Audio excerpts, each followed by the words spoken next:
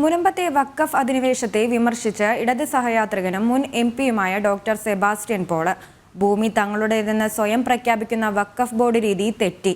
വഖഫ് ഭേദഗതി ബില്ലിന് പിന്തുണയെന്നും Sebastian Paul Janam ടിവിയോട് വ്യക്തമാക്കി.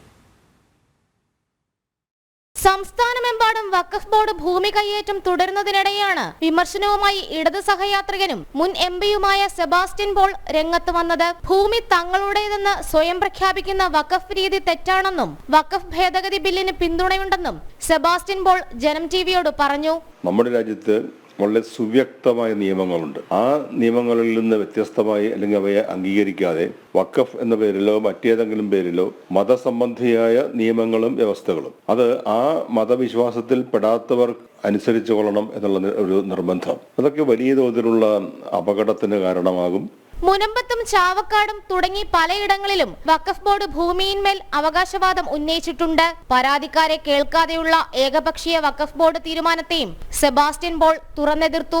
ഇടതു വലതു മുന്നണികൾ എതിർക്കുന്ന വഖഫ് നിയമ ഭേദഗതിയാണ് സെബാസ്റ്റ്യൻ പോൾ പക്ഷെ പിന്തുണയ്ക്കുന്നത്. വഖഫ് നിയമ ഭേദഗതി വേണമെന്നാണ് അദ്ദേഹത്തിന്റെ നിലപാട്. ഭേദഗതി ആവശ്യമുണ്ടെങ്കിൽ വരുത്തണം. ആ സമുദായത്തിൽപ്പെട്ടവർക്ക് ആ ഭേദഗതി ബില്ലിനെ കുറിച്ച് വ്യത്യസ്തമായ അഭിപ്രായം ഉണ്ടെങ്കിൽ അത് പരിഹരിക്കപ്പെടണം.